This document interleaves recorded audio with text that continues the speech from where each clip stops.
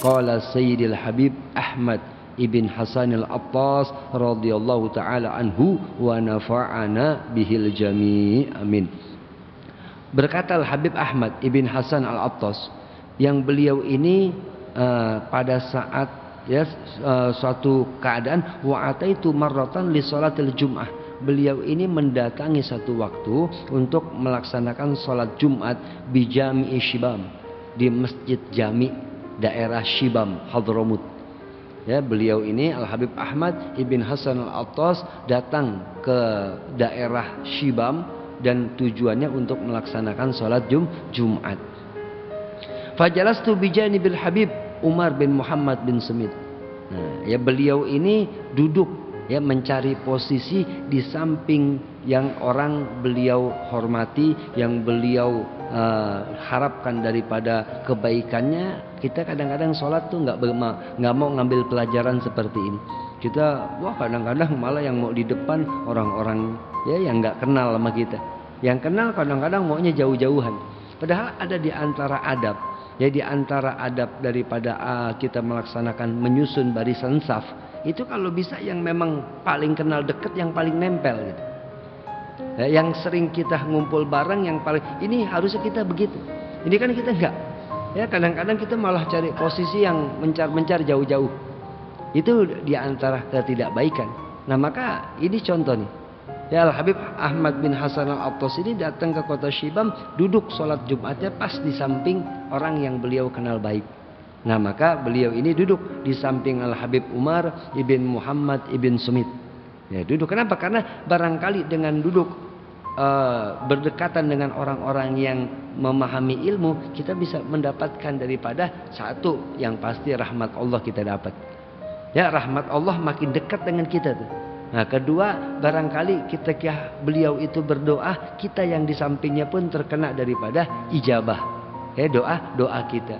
Dan ketiga, barangkali kita mendapatkan faedah apa yang dikerjakan oleh orang-orang yang mempunyai ilmu, sebagaimana yang didapat oleh Al-Habib Ahmad ya bin Hasan al-Attas ketika beliau duduk di samping Al-Habib Umar bin Muhammad bin Smith di Masjid Shibam. Ya, di Masjid Jami' daerah Shibam, yaitu negeri Hadramut. Fasami'tuhu yaqra'u bainal khutbatain.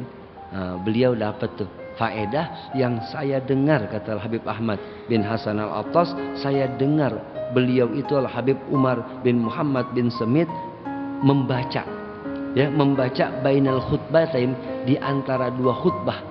Ya, jadi khutbah pertama, kemudian jedah ya, tumakninah tuh. Ya, berhenti sesaat, Bilal kemudian melantunkan salawat, ya, membaca daripada salawat. Nah, itu namanya bainul khutbatain. Di antara dua khutbah yang pertama udah diselesaikan oleh khatib. Ya, khatib dianjurkan untuk duduk. Ya, dianjurkan untuk duduk di antara dua khutbah itu, dengan duduknya melebihi daripada tumakninah salat. Artinya agak panjang dikit waktunya. Kalau tumakninah salat dengan biqadri subhanallah, ya, nah ini melebihi daripada subhanallah. Boleh ketika orang baca subhanallah 3 kali gitu ya. Makanya dilantunkan selawatnya kan agak sedikit ya berdayun gitu. Ya, agar apa? Agar memang agak panjangan dikit. Allahumma sholli ala sayyidina. Nah, itu maksudnya agak menunjukkan bahwasanya khatib ini sudah duduk melebihi daripada batasan tumakninah salat. Nah, ketika bainal khutbatain itu, ya, di antara dua khutbah, Al-Habib Ahmad bin Hasan al-Attas ini mendengar apa yang dibaca oleh Habib Umar bin Muhammad bin Smith. Apa bacaannya? Sayyidil Istighfar. Oh, ternyata yang beliau baca ini Al-Habib Umar bin Muhammad bin Smith adalah Sayyidul Istighfar. Masih ingat Sayyidul Istighfar? Masih ingat ya? Apa yang depannya? Allahumma anta rabbi la ilaha illa anta khalaqtani wa ana abduka wa ana ala ahdika wa wa'dika mastata'tu a'udzubika min syarri ma sana'tu abu'u laka bi ni'matika alayya wa abu'u bi dzambi faghfirli fa innahu la yaghfiru dzunuba illa. Namanya tuh Sayyidul Istighfar. Apa Sayyidul Istighfar? Pemimpin, ya, pimpinan, penghulu dari semua jenis macam permohonan ampun. Jadi kalau orang bertanya istighfar apa yang paling bagus gitu, ya, bacaan istighfar apa yang paling Allah terima, yaitu Sayyidul Istighfar. Sayyidul Istighfar itu adalah istighfar yang paling terutama daripada istighfar yang lain. Ya, jadi maka di depannya daripada Sayyidul Istighfar ini menunjukkan bahwasanya ketika orang memohon ampun kepada Allah Subhanahu wa taala, yang terutama adalah di dalam hatinya sambil mengesahkan Allah Subhanahu wa taala. Itu permasalahan yang harus dia utamakan. Ya, di dalam Sayyidul Istighfar itu kalau kita baca Allahumma anta Rabbi la ilaha illa anta, itu kan urusan keyakinan, itu urusan akidah, itu adalah urusan kemantapan iman kita kepada Allah Subhanahu wa taala yang nggak boleh rusak.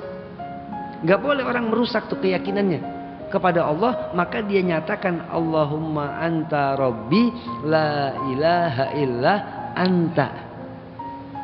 Jadi pertama adalah mengucapkan daripada tauhid, ya, mengesahkan Allah Subhanahu wa taala. Kemudian setelah itu ada i'tirafnya. I'tiraf itu pengakuan lemah, pengakuan bahwasanya kita ini tidak berdaya. Maka kita katakan khalaqtani, khalaqtani, engkau ya Allah yang ciptain saya. Ya, engkau yang ciptain saya. Jadi kita sadar di situ kita bukannya siapa-siapa. Allah yang menakdirkan kita ada di dunia ini. Allah yang telah menciptakan kita, ya, dengan diwasilah orang tua kita. Tapi yang hakikat menciptakan kita Allah. Kalau Allah menghendaki kita nggak ada, ya bisa. Karena memang kita bukan sesuatu yang wajib adanya. Allah wajib adanya. Kalau kita bisa ada, bisa nggak ada, nggak pengaruh. Ada kita nggak ada kita, nggak ada sesuatu yang bisa merubah, ya, daripada kekuasaannya Allah. Nah, maka ketika kita ada, kita nyatakan i'tiraf namanya itu. I'tiraf itu kan pengakuan diri kepada Allah Subhanahu wa taala yang bahwasanya dirinya lah lemah. Khalaqtani wa ana abduka wa ana ala ahdika wa wa'dika mastata'tu. Oh, ya, di situ i'tirafnya panjang tuh. Ya, ana abduka, dan aku adalah hambamu, wa ana ala ahdika, dan aku ada di dalam perjanjian kepadamu, ya, wa wa'dika mastata'tu, dan perjanjian kepadamu itu apa yang aku mampu, mastata'tu, aku tidak mampu memenuhinya. Ya, a'udzubika min syarri ma sana'tu, ya Allah aku berlindung daripada keburukan yang saya buat. Apa yang kita buat itu ada konsekuensinya. Ya, segala keburukan itu akan ada balasannya. Tapi di dalam permohonan Sayyidul Istighfar itu kita berlindung kepada Allah daripada setiap keburukan yang kita lakukan. Ya, dan di antara paling kecilnya tuh orang konsekuensi daripada keburukan itu apa sih? Allah hilangkan daripada satu kesempatan yang dia mendapatkan daripada rahmatnya Allah Subhanahu wa ta'ala. Itu paling sedikit, belum berimbas, belum akibatnya. Ya, akibat makin banyak keburukan yang dia lakukan apa? Makin lemah keimanannya. Ini yang berbahaya. Ya, makin banyak dia melakukan kemaksiatan berarti makin kurang daripada amal solehnya. Nah, ini yang harus kita ketahui. Maka di situ kita mohon kepada Allah, a'udzubika min syarri ma sana'tu, abu laka bi ni'matika alayya wa abu bi dzambi. Ya, aku abu laka bi ni'matika, ya abu laka bi ni'matika alayya. Engkau telah memenuhi daripada nikmatmu kepadaku. Allah yang penuhi nikmat kita. Ya, nikmat sehat, nikmat iman, nikmat Islam. Apa yang kita makan terasa manis, terasa pahit, ya terasa ya asin, itu nikmat dari Allah. Coba kalau orang sakit, mana nikmatnya? Ya, pahit tetap pahit, manis jadi pahit. Ya, semua rasa jadi satu di mulut kita, hanya pahit. Gimana rasanya tuh kalau mulut kita begitu? Apa kita bisa tahu makanan tuh enak, makanan itu nggak enak? Nah, ternyata kita bisa membedakan makanan ini enak, makanan itu enak. Berarti yang bisa menjadikan makanan itu enak siapa? Ya, itu. Ya, kita bisa tahu dari lisan kita bisa tahu dari lidah kita, dan yang beri itu Allah. Yang kasih itu Allah. Ya, makanya orang yang beriman itu nggak bakal menghina daripada makanannya, bukan menghina daripada apa yang adanya, tapi yang dia syukuri tetap adalah nikmat daripada lisannya. Lidahnya bisa merasakan ini manis, ini pahit, ini basi, dia bisa tahu. Coba kalau ente nggak ada rasa, ente makan basi, wah ya tiba-tiba perut ente aja masalah. Tapi ketika itu, wah ini basi nih, mulut udah ngasih kode tuh. Mulut udah kasih sinyal, ini makanan udah nggak layak dimakan, ente nggak jadi makan. Tuh, coba kalau ente nggak punya rasa, makan aja tuh yang basi. Nah, akhirnya apa ya? Masalah di perut. Nah, jadi maka abu laka bi ni'matika alayya wa abu bi dzambi. Ya, engkau berikan nikmat kepadaku ya Allah, tapi aku balas dengan dosa-dosaku. Abu bi dzambi faghfirli, ampuni saya ya Allah. Di situ ada permohonan ampun, faghfirli. Ya, fa innahu la yaghfiru dzunub illa anta, maka sesungguhnya tidak ada yang dapat mengampuni dosa kecuali engkau. Nah, maka yang didengar oleh Al-Habib Ahmad bin Hasan Al-Attas, yang dibaca oleh Al-Habib Umar bin Muhammad bin Semit di dalam waktu 2 khutbah, jedah 2 khutbah itu Sayyidul Istighfar, yang memang ini dianjurkan oleh salafun soleh, pendahulu-pendahulu kita yang soleh. Nah, maka kita juga sekarang amalkan itu. Yang sudah amalkan ya makin berpegang dengan amalan ini. Kenapa? Karena ada dalil-dalil yang menguatkan daripada apa yang kita kerjakan. Nah, yang belum mengamalkan jangan ditinggalkan kesempatan ini. Setelah kita tahu ya maka kita kerjakan tuh di hari Jumat, ya di antara 2 khutbah itu jangan kita tidur terus. Ya, ada orang kan gunakan waktu Jumatnya tidur, bangun-bangun komat deh. Mungkin niatnya dia bukan etikaf. Ya, niatnya bukan etikaf waktu masuk ke masjid. Niatnya bismika Allahumma ahya wa amut. Jadi tidur makanya. Ya, coba kalau dia niat untuk ketika masuk itu nawaitul etikaf, ya saya niat etikaf, ya insya Allah dapat pahala. Ya, dan maka ketika kita ada di dalam khutbah Jumat itu, perhatikan ketika khotib berhenti di khutbah pertama, berarti itu akan masuk ke khutbah kedua. Nah, di antara bainal khutbatain minta kepada Allah, Allahumma anta rabbi la ilaha illa anta khalaqtani wa ana abduka wa ana ala ahdika wa wa'dika mastata'tu a'udzubika min syarri ma sana'tu abu'u laka bi ni'matika alayya wa abu'u bi dzambi faghfirli fa innahu la yaghfiru dzunuba illa anta. Apal dah. Ayo kita baca bareng-bareng ya. Bismillahirrahmanirrahim. Allahumma anta rabbi la ilaha illa anta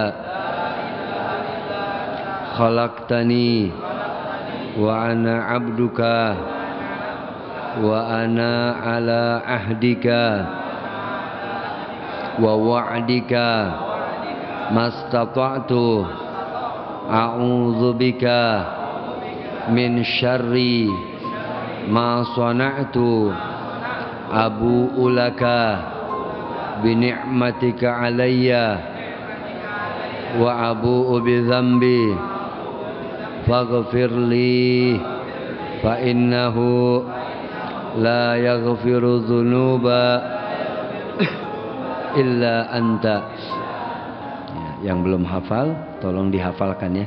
Ya, kalau nggak punya tulisannya cari aja di handphone juga banyak. Ya, searching di Google Sayyidul Istighfar sudah keluar lah.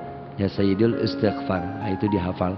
Ya, cara bacanya ya, dan dibaca itu ya minimal dalam waktu 1 pekan ya sekali. Kalau misalnya memang orang cuma mau ngamalin itu tuh. Ya, mau ngamalin Sayyidul Istighfar paling enggak 1 pekan deh. 1 pekan ya hari Jumat itu. Ya, hari Jumat itu di antara 2 khutbah. Tapi kalau orang yang mengamalkan daripada wirdul latif, ya dia baca wirdul latif pagi sore dia bisa baca itu. Karena di dalam wirdul latif juga ada Sayyidul Istighfar. Ya, di dalam ada kan? Ada di dalam wirdul latif. Nah, dalam wirdul latif ada Sayyidul Istighfar itu. Nah, jadi kalau yang mengamalkan wirdul latif, dia sudah dapatkan tuh sayyidul istighfar setiap hari. Di pagi dia baca sekali, di sore hari dia baca sekali. Kalau yang nggak baca wirdul latif, ya udah boleh baca di kapanpun dia mau. Dan nggak harus sekali, mau berapa kali boleh. Ya boleh setiap habis sholat dia baca, silahkan sambil ngafalin gitu ya. Kalau yang belum hafal, baca setiap habis sholat. Karena cara kita ngapalin doa, ngapalin bacaan-bacaan yang belum kita hafal, yang bagus itu setiap kali habis sholat kita baca tuh doa. Agar apa? Agar kita bisa menghafalnya. Ya kalau kita nggak bisa baca sendiri karena memang kita berjamaah, ya habis sholat sunnah. Ya habis sholat sunnah kita baca. Boleh juga baca sambil sujud. Ya Allahumma anta rabbi la ilaha illa anta khalaqtani wa ana abduka. Baca dalam sujud kita. Kenapa? Karena ini sayyidul istighfar sangat mujarrab. Ya, sangat istimewa. Ya maka diberikan nama begitu istimewa. Kayak Nabi kan, Nabi kita Muhammad SAW, Nabi teristimewa. Ya Nabi teristimewa dikatakan Sayyiduna Muhammad.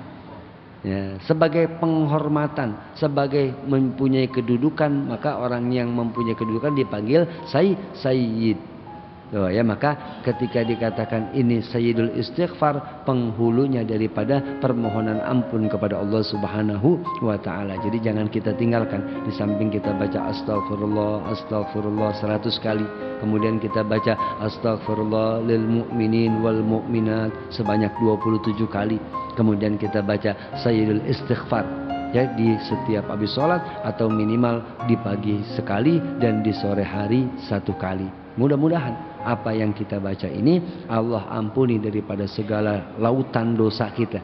Ya karena lautan dosa kita ini mungkin barangkali masih menghambat daripada curahan rahmatnya Allah dan inayahnya Allah untuk kita. Nah maka dengan kita memohon ampun kepada Allah terus menerus, maka akan terus menjadikan diri kita lebih baik ke depannya. Karena yang kita harapkan adalah kebaikan yang sudah kita dapatkan ini bisa Allah tetapkan, dan yang kebaikan yang belum kita kerjakan Allah berikan. Dan setelah Allah berikan itu semua, kita bisa beristiqomah di dalam menjalani kebaikan itu, sehingga ketika kita sudah istiqomah dalam kebaikan, apa yang akan kita dapatkan adalah mati husnul khatimah. Amin ya rabbal alamin.